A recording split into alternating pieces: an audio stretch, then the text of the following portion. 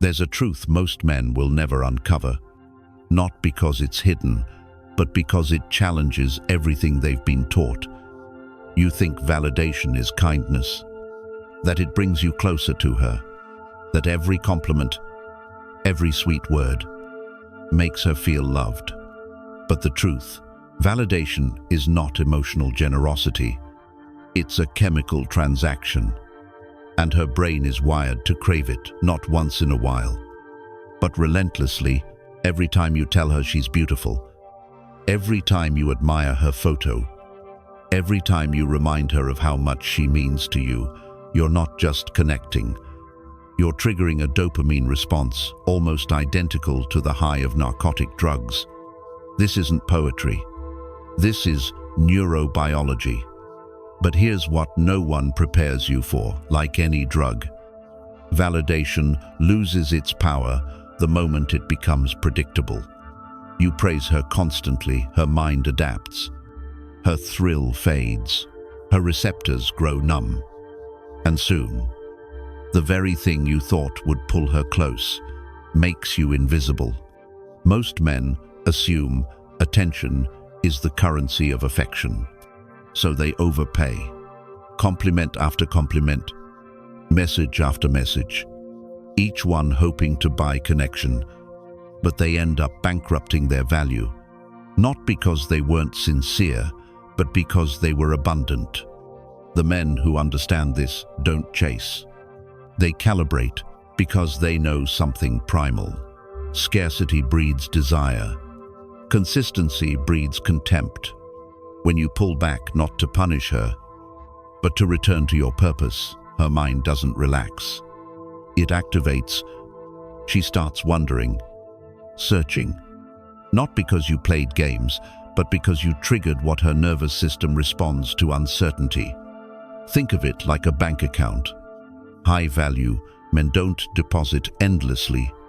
They let the balance rise and fall, just enough to keep her invested, but never enough for her to feel entirely safe. That's the 70-30th rule. 70% of the time, you show up with presence, clarity, appreciation, but the other 30, you disappear not out of coldness, but because you're not here to be consumed. You are earned, not taken for granted. You look stunning tonight. Specific, real, earned. You always look good. That's background noise. Want to make her remember you? Don't flatter the surface. Praise her originality. Admire her strength. Notice what most men overlook. That's how you reach the self, not the image. Even Machiavelli, long before psychology had a name for it, understood power is not in giving. Power is in timing. Validation isn't free. It's a resource. Use it like an investor, not like a gambler throwing his last chip into the dark. But tread carefully. Too much distance, she goes cold. Too much closeness, she stops caring. The secret lies in rhythm. Feed her, but never fill her. Let her feel your presence, but never own it. That's not cruelty. That's clarity. And if this hits something inside you, then you're ready. Subscribe, because what comes next exposes a darker illusion most men will never escape. Emotional gap. 1. Validation addiction. The second emotional gap runs deeper than validation. It's the hidden force behind almost every romantic failure. The one thing she insists she wants. But the moment you give it to her, everything shifts. She says she wants certainty. She asks for commitment. She begs for clarity. But what she doesn't say, what she likely doesn't even realize, is that her desire dies in absolute safety, because what soothes her logically often starves her emotionally. It's not security that sparks desire, it's the unknown, the unscripted, the energy she can't fully name. The very thing that makes her feel stable also kills the thrill. And you'll see it when she stops lighting up at your messages, when she delays replies, when she seems close but distant, not because you did anything wrong, but because you gave her everything too soon. This gap is more dangerous than any compliment because it tricks you into thinking you're being a good man, when in reality, you're becoming predictable. Stay sharp, because the next few moments will show you why uncertainty, not affection, is the fuel of her obsession. Emotional gap 2, addiction to uncertainty. Most men walk into this trap smiling. They think they're being good men. They think planning, consistency, and emotional availability will win her over. They give everything, the schedule, the replies, the full itinerary of their heart. And then they wonder why she starts to pull away. This is emotional gap number 2. And it's more dangerous than validation, because what she says she wants is exactly what kills her desire the moment she gets it. She asks for clarity. She says she needs stability. She talks about safety. But deep inside, wired into her nervous system, is a craving for the unknown. Not chaos, not deception, but mystery. A flavor of uncertainty that keeps her emotionally alert. Her body doesn't light up at predictability. Her passion doesn't respond to reliability. What pulls her in is tension. Not tension in words, tension in presence. It's the moment she can't read you. The second, she feels like she doesn't fully know what's going on. It's the version of you she can't control that keeps her intrigued. You've seen it before. The man who texts back too fast, who clears his schedule for her, who gives her total transparency. And then one day he becomes invisible, not because he did something wrong, but because he removed all friction, all edge, all sense of emotional pursuit. The truth is simple. Desire can't breathe in total certainty. It dies in comfort. It suffocates in routine. It vanishes the moment there's nothing left to guess. Her mind doesn't obsess over clarity. It spirals over questions, over missing pieces, over fragments of you that remain out of reach. This isn't manipulation. This is psychological structure. There's a reason why your full attention makes her drift, why your perfect availability makes her bored. Her brain, like yours, is wired for survival, and survival requires alertness. Uncertainty triggers that alertness. It keeps her engaged. The Zeigarnik effect explains it best. The mind holds on to unfinished stories, questions that haven't been answered, moments that aren't fully resolved. When she knows exactly what you'll say, when she can script your every move, her mind quiets. And a quiet mind is a bored one.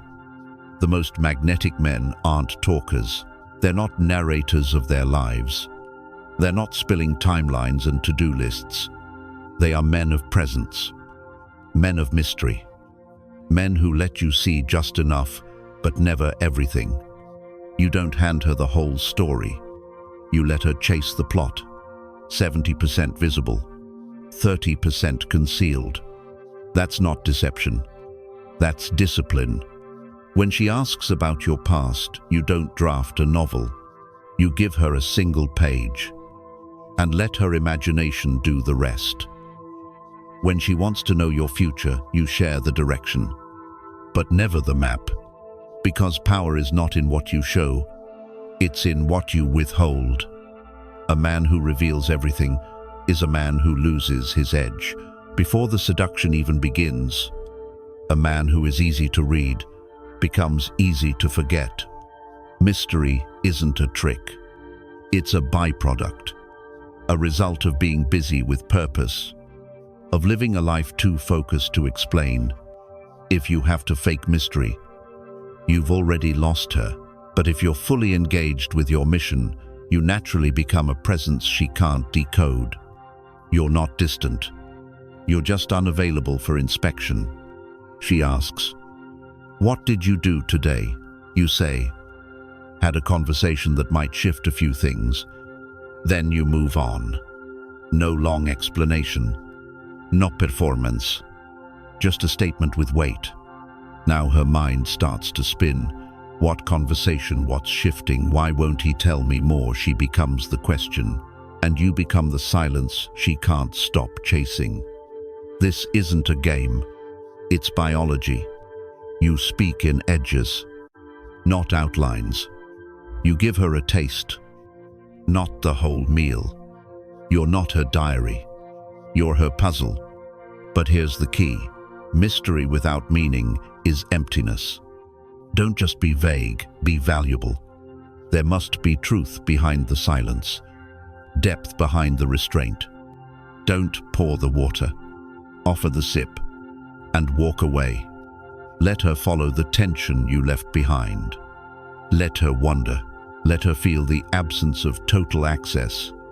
Let her realize your attention is earned, not guaranteed. You have 90 days, not to win her, but to prove that your restraint isn't ego, it's substance. If you fail, you'll feel her grow annoyed. She'll sense the emptiness and walk. If you succeed, she'll become obsessed. She'll think about you in silence, replay your words, question her own emotions. She'll find herself searching for signs of you in the quiet places of her life. That's the reversal. She stops being pursued. She starts to seek. And you don't chase. You don't explain. You don't beg for understanding. You remain the unsolved question that interrupts her peace. Emotional gap 3. The power of female competition. You didn't raise your voice. You didn't need to. And yet, something shifted. Not in what you said, but in what she saw. This is emotional gap. Number 3. The most primal, the most dangerous, the most denied. It isn't rare. It isn't modern. It is ancient, wired into human nature. It is the force that can take mild curiosity and turn it into relentless pursuit. The one she will never talk about openly, but the one her body responds to instantly. The power of female competition. She will never admit it, but nothing ignites her attraction faster than seeing other women drawn to you. In that moment, you're not just wanted, you are socially validated. This is not romance. This is not poetic longing. This is biological warfare. Her nervous system reads competition like a threat. It evaluates your status through how other women respond to you. Watch closely. It only takes a glance from another woman, a smile that isn't hers, a brief exchange of attention that doesn't involve her, and her energy changes. The man she labeled just a friend now registers as someone worth having. Her brain flips a switch. If other women desire him, there must be something in him worth fighting for. It's not conscious strategy, it's evolutionary programming. For thousands of years, nature rewarded women who chose men already chosen. The unclaimed man was a risk. The man who had been chosen was proven. You think this is a new phenomenon. It isn't. This is pre-language instinct. This is mating psychology. This is the jungle, wearing the mask of civilization. When a man is scarce, when he isn't easily accessible to everyone, her brain assigns value. It's not arrogance. It's not manipulation. It's the raw signal of abundance. The subconscious message is simple. He has options, and he chose me. That sentence doesn't fade quickly. It echoes in her mind. It keeps her tethered. Even Machiavelli understood this truth centuries ago. A prince with only one alliance is vulnerable. A prince courted by many holds leverage. The same principle applies to attraction. The man who is respected and noticed by many, but gives his commitment to few, holds loyalty without ever begging for it. But here's the nuance. This isn't about flirting with other women. It's not about staged jealousy. That's amateur work. True power here is becoming the kind of man whose presence naturally draws attention without trying. Why? Because your life is full. Because your vision is clear. Because the way you move generates respect. In any social setting, you're not chasing conversations, you're being approached. Women feel comfortable talking to you. They ask your opinion. They laugh freely in your presence. And she notices. She studies the way others orbit around you. She picks up on every signal, and she measures herself against it. You don't brag. You don't need to inflate your stories. You let the room speak for you. You're polite, never crude. Charming yet controlled. Open but not desperate. And you show her something rare. You are the kind of man women gravitate toward, but you chose her. Not because you lacked options, but because, from all the options, she was the one worth stopping for. That difference changes everything. It shifts her from comfort into awareness, from certainty into pursuit, because when she feels there's even a small chance she could lose you, when she realizes your attention isn't automatic, her nervous system reacts. It moves her from satisfaction into the instinct to secure you. That's when she begins to invest. Not because you demanded it, not because you asked, but because you positioned yourself slightly beyond reach and let her instincts do the work. Retention isn't requested. It is triggered. But here's the warning. This gap cuts both ways. Use it without skill. And you won't just fail, you'll damage the connection you built. Push too far, make her feel she's constantly competing, always having to prove herself for your attention, and you won't inspire desire. You'll create insecurity. You'll turn her from curious to defensive, from attracted to paranoid. You'll shift from being the mystery to being the threat. Pull back too much, make yourself too available. Too predictable, too easy to access. And the opposite happens. Her interest evaporates. She stops imagining other women noticing you. She stops valuing your presence. She starts categorizing you as ordinary. The key is balance. And that balance isn't emotional, it's strategic. She should feel it just enough that you have options, that you are desired, that your presence is noticed by others. And yet, she should know you chose her. Not because you're playing games, not because you want to provoke jealousy, but because your life naturally pulls people in, and she happened to be the one you stopped for. You don't treat her badly. You don't push buttons for fun. You simply keep moving forward, building something real, living with direction, and that alone communicates. You could be anywhere, but you're here, and that is what makes her stay. Now, imagine this. You're at a gathering. A woman walks up and asks you something. You don't freeze. You don't ignore her to prove loyalty. You don't turn it into a performance to make your partner jealous. You respond calmly, confidently, like a man who knows himself and doesn't need to prove anything.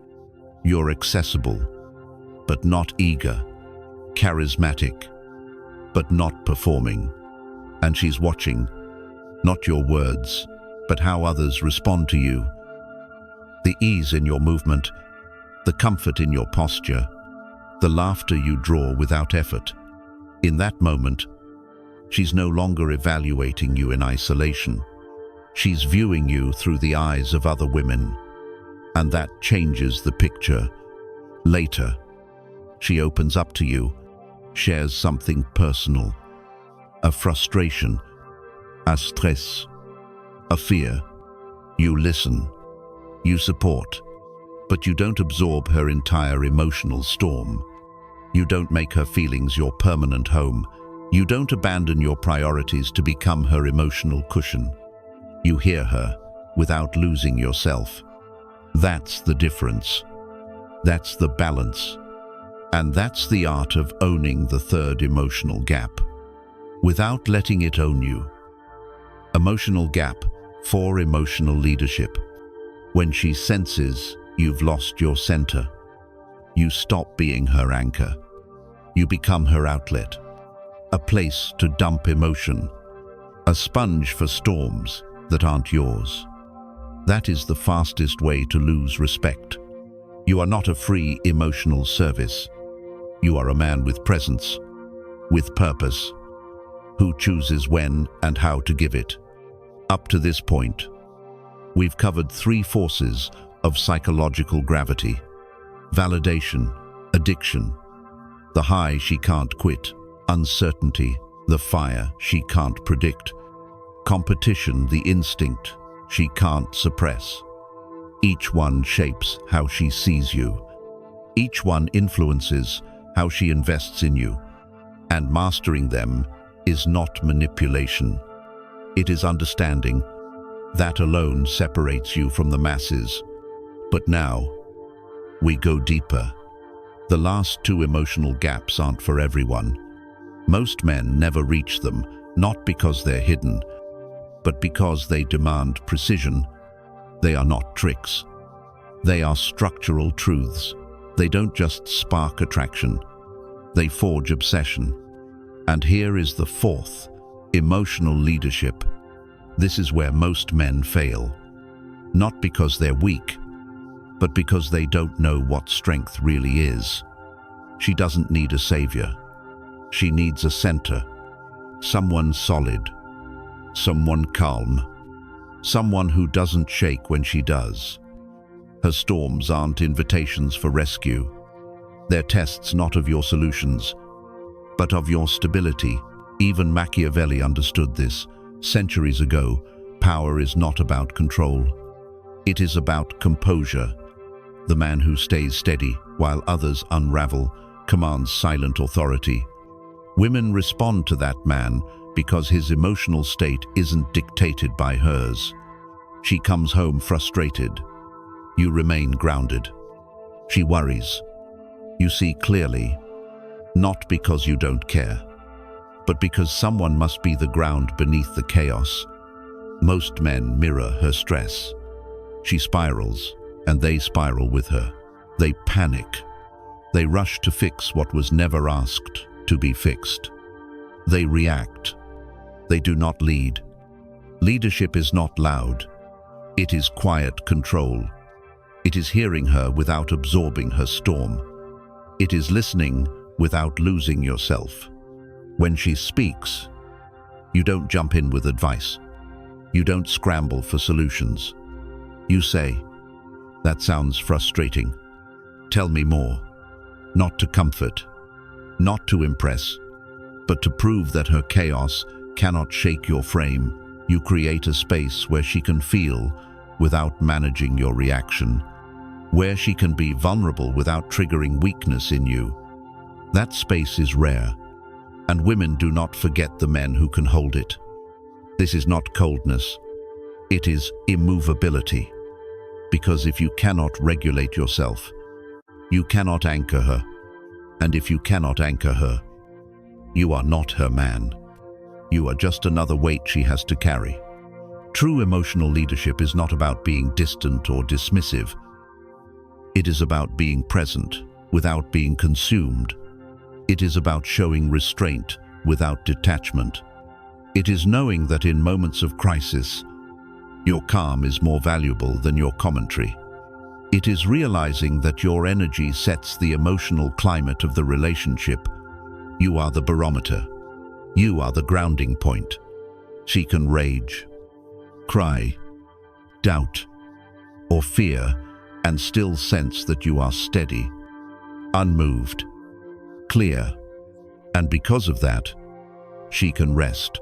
Most men chase the wrong kind of strength. They think strength is always acting, always fixing, always proving. But strength is often the opposite. Strength is the refusal to be moved by every emotional wave. It is standing in the same place and letting the storm break around you, while you remain intact. That is leadership. That is composure. That is power.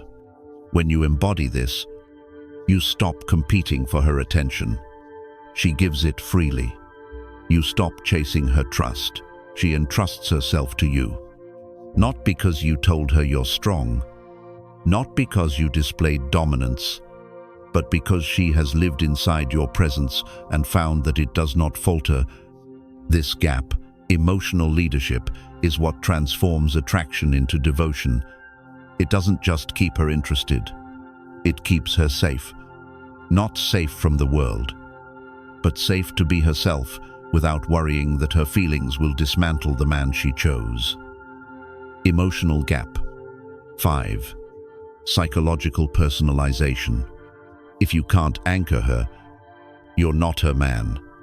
You're just another weight she has to carry.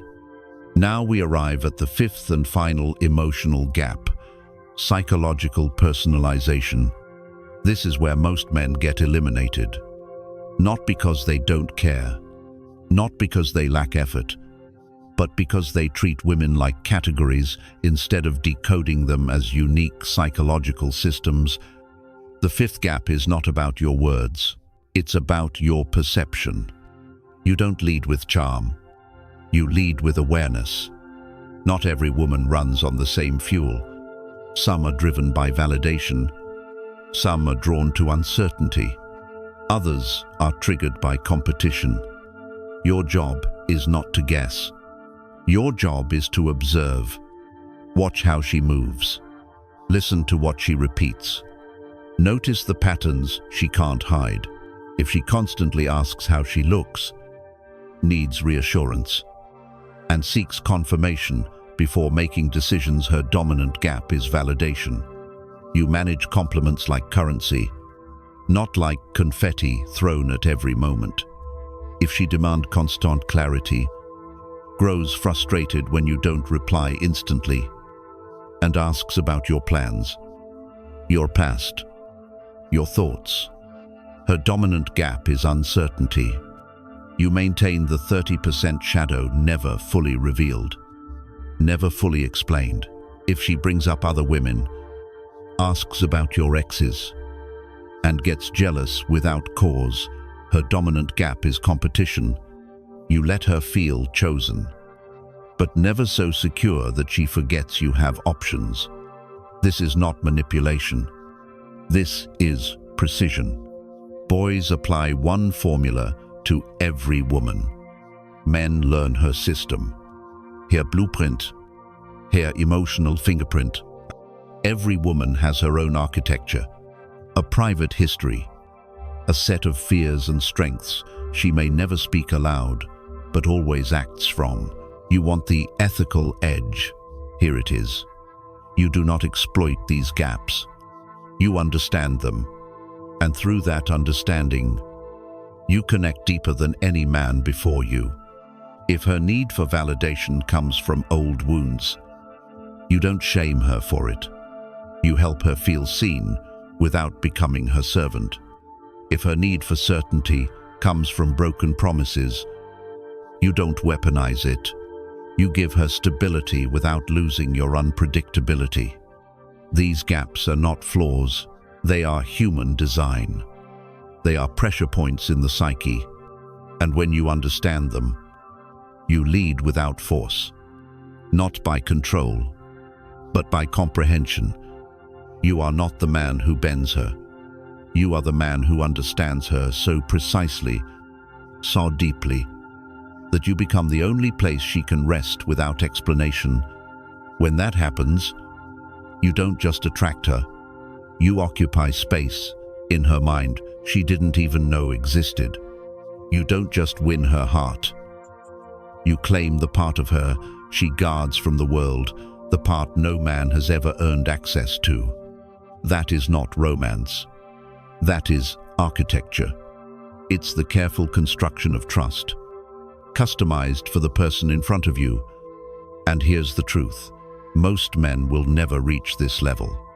Not because it's impossible, but because it requires slowing down enough to actually see her.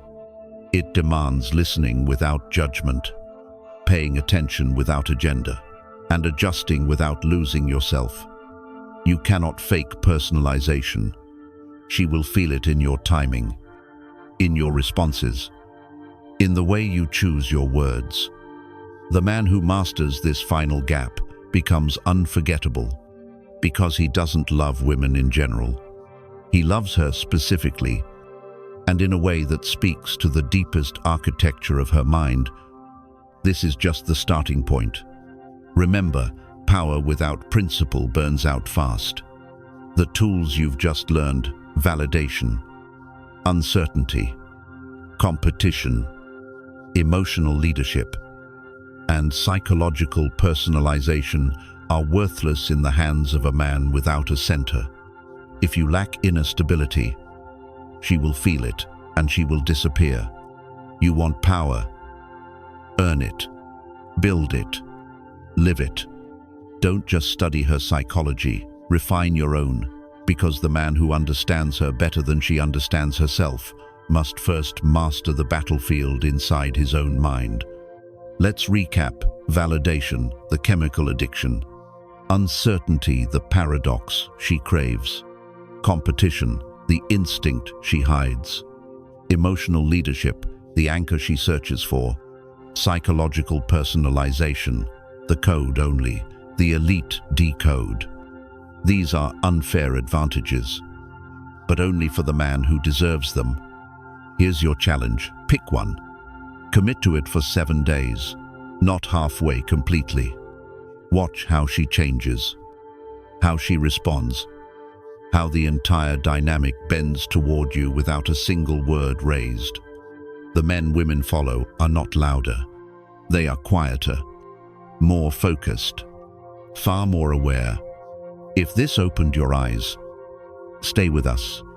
There's more ahead, lessons that will sharpen your mind, deepen your presence, and change how you move in every room you walk into. Like this video, subscribe if you haven't already, and I'll see you in the next one.